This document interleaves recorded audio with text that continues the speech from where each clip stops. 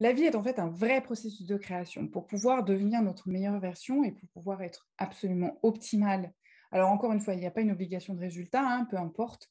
L'idée, c'est d'apprendre et d'évoluer. Et même si vous n'aviez pas la conscience d'apprendre et d'évoluer jusqu'à maintenant, un, vous pouvez continuer à le faire. Et deux, vous l'avez sûrement fait sans le savoir. Donc la vie est un vrai processus de création. Donc là, je vais vous transmettre ma boîte à outils, quelques-uns de mes outils pour pouvoir mieux comprendre mieux comprendre ce qui se joue dans votre vie et y mettre des solutions et en tout cas y créer des choses nouvelles. Déjà, cessez de mettre sous le tapis. De grâce, cessez de vous dire que vous n'allez pas voir ou avoir envie de voir ce qui se joue pour vous.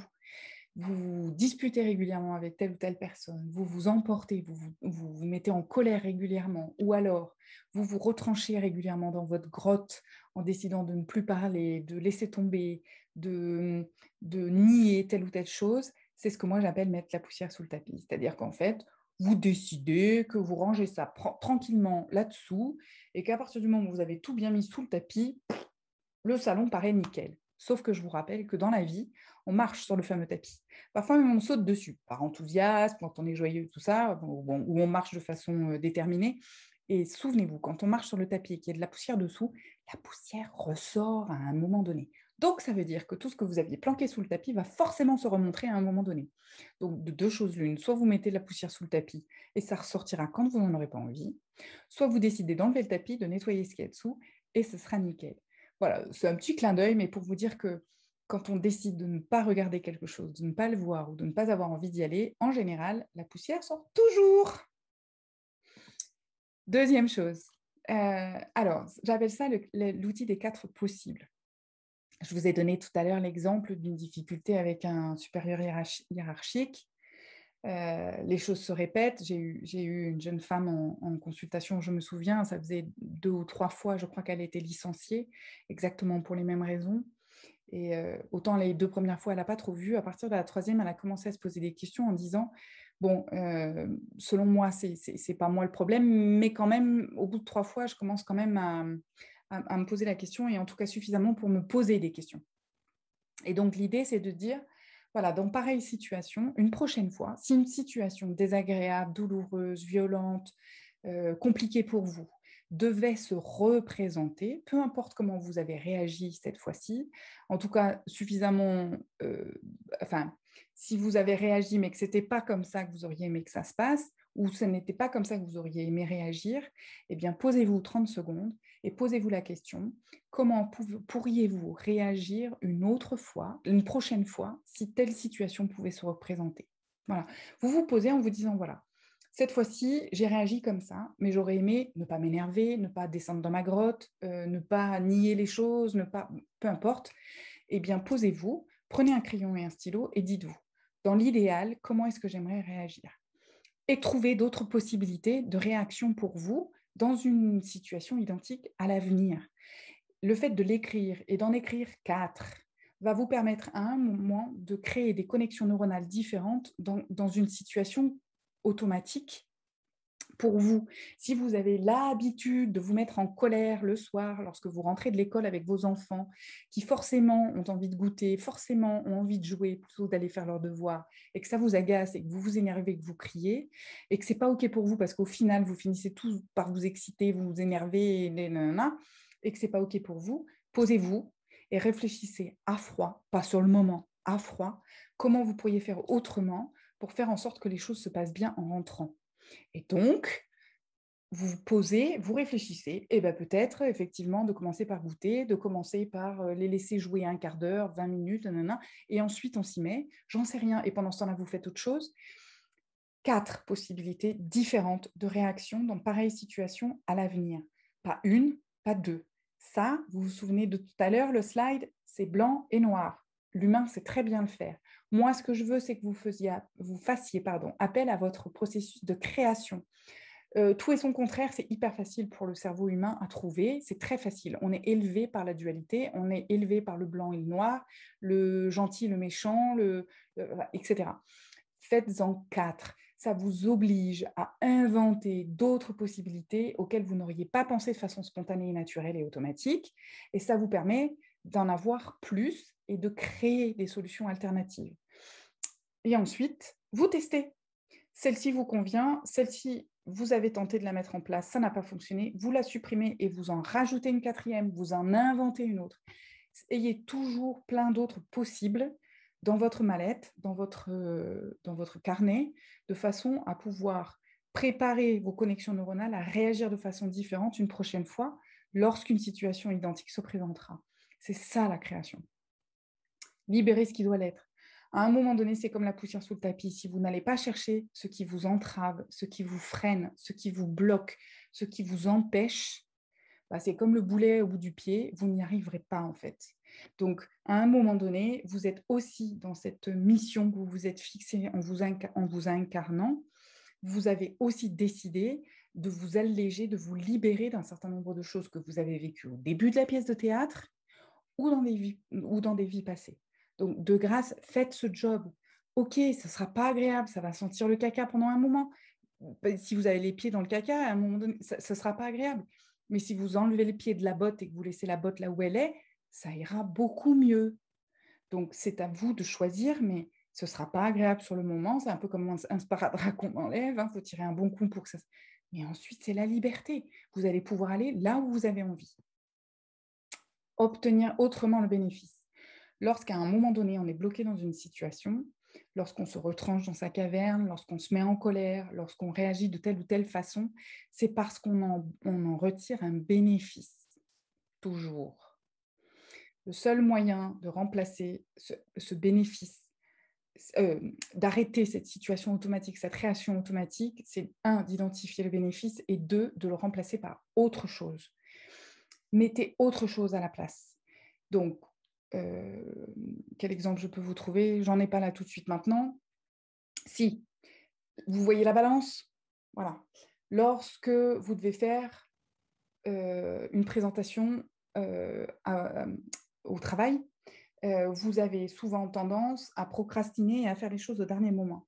Ça vous met en difficulté, vous vous dévalorisez, vous vous énervez, vous perdez du temps, blablabla. Votre balance, elle est déséquilibrée. Pourquoi est-ce que vous faites ça? Pour vous mettre en difficulté, enfin, pourquoi vous vous mettez en difficulté? Pourquoi vous travaillez au dernier moment? Pourquoi vous foutez le stress? Probablement parce que votre balance n'est pas équilibrée et que comme vous avez relativement peu confiance en vous, vous ne vous donnez pas de valeur ou que vous doutez de vos capacités et du bien fondé de ce que vous pensez ou de ce que vous allez présenter, vous vous mettez automatiquement en difficulté en vous plombant par votre mode de fonctionnement, vos automatismes, vos croyances, etc. Comment faire pour rééquilibrer les choses et faire en sorte que votre croyance bouge sur vous-même? C'est d'obtenir ce bénéfice autrement. Alors, ce bénéfice, le fait de ne pas être reconnu, de ne pas être... voilà, comment vous pouvez faire pour contrebalancer ça? Alors, ce n'est pas forcément le super exemple, mais l'idée, c'est de voir à quoi vous sert telle ou telle réaction, telle ou telle situation pour pouvoir rééquilibrer la balance et obtenir la même chose que ce que vous aimeriez ou ce que vous cherchez pour vous, mais autrement que ce que vous faites d'habitude. Lorsque vous faites les choses à la ramasse, lorsque vous êtes en dernière, dans l'exemple que je vous ai donné, vous êtes en dernier carafe, enfin vous faites les choses à la dernière minute, etc., vous vous donnez une chance pour que vos collègues, vos responsables considèrent que votre job, il n'est pas vraiment tout à fait bien fait correctement, en fait. Vous vous laissez cette possibilité. Pourquoi? Parce que vous n'avez pas de valeur, vous pensez ne pas avoir de valeur. Et donc, vous créez des circonstances qui vont vous amener à cette conclusion. Ah bah ouais, voilà, je le savais, le mec est en train de me dire que je suis un nul. Donc, l'idée, c'est d'inverser la tendance, de voir ce qui se passe et d'inverser la tendance.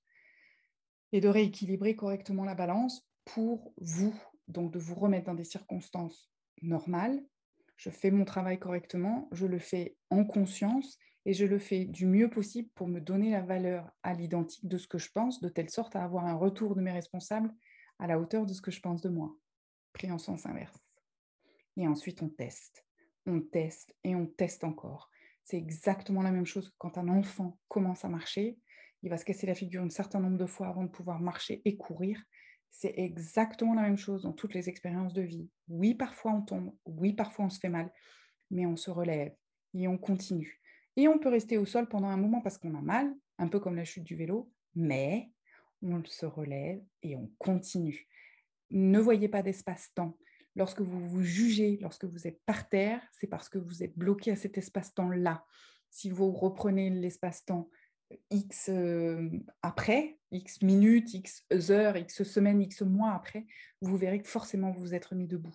Et c'est toujours le cas. Toujours le cas. Et faites preuve d'énormément de bienveillance pour vous-même, de grâce. Si vous pouviez ne serait-ce que vous souvenir d'une seule chose, c'est qu'à un moment donné, il est important que vous puissiez vous regarder avec des yeux d'amour. Et dites-vous que tout ce qui s'est passé dans le passé, s'est passé en fonction de votre niveau de conscience à ce moment-là. Encore cette semaine, j'ai une jeune femme qui s'est jugée, qui se juge, qui se culpabilise depuis des années parce qu'il est arrivé un incident à l'école. Elle a voulu aller aux toilettes, elle avait 6 ans. L'instituteur a dit non et elle s'est fait pipi dessus. Et cet adulte n'a pas réagi et l'a laissé dans son pipi toute la journée. Et cette jeune femme, aujourd'hui, a une trentaine d'années et elle se culpabilise, elle se juge encore en disant que ça avait été une expérience extrêmement honteuse pour elle et elle en a encore honte aujourd'hui. Et ce n'est pas juste. Ayez de la bienveillance pour vous-même. Les expériences du passé se sont passées au moment où vous aviez un certain âge. Et ce petit cerveau de 6 ans, à l'époque, ne pouvait pas savoir comment réagir, comment faire dans pareille situation, autrement qu'en demandant à un adulte. Et si l'adulte disait non, comment pouvait-elle faire autrement? Oui, elle aurait pu s'enfuir, elle aurait pu y aller en secret, elle aurait pu, etc. Sauf que jusqu'à ses 6 ans, son petit cerveau avait été conditionné pour être la petite fille parfaite, celle qui ne parle pas, celle qui ne dit rien et qui écoute ce que les adultes disent. Donc comprenez bien qu'avec un petit cerveau qui a été conditionné, éduqué comme ça, elle ne pouvait pas réagir autrement. Et aujourd'hui, elle se condamne encore à l'âge qu'elle a, maman, 30 et quelques années, je ne sais pas quel âge elle a, d'avoir eu cette situation honteuse à cette époque-là. De grâce, faites preuve de bienveillance. C'est arrivé, ce petit cerveau avait 6 ans. Comment aurait-il pu réagir autrement? C'était pas possible. Donc, ayez cette capacité de changer de siège et d'aller vous asseoir dans le siège de l'âge où vous aviez lorsque vous vous êtes trompé, lorsque vous avez échoué, lorsque vous n'avez pas su réagir, lorsque vous avez fait une erreur, et revoyez l'âge la situation dans l'âge que vous aviez à ce moment-là, en fonction de ce que vous saviez de ce moment-là, en fonction de ce que vous aviez comme capacité, comme possibilité à ce moment-là, et cessez de vous juger. Restez dans la bienveillance et dans l'amour en fonction de ce que vous êtes aujourd'hui, avec le cerveau mature que vous avez de quelques années de plus, et regardez votre passé avec bienveillance et avec amour. Il n'y a que ça qui peut faire qu'à un moment donné, vous testez encore. Il n'y a que ça qui peut faire que vous allez chercher d'autres possibles, que vous allez arrêter de mettre la poussière sous le tapis, obtenir autrement le bénéfice ou libérer ce qui doit l'être. Voilà, donc ça, c'est un message que vraiment, je veux relayer parce que c'est important, à mon sens, que chacun puisse se regarder avec des yeux d'amour.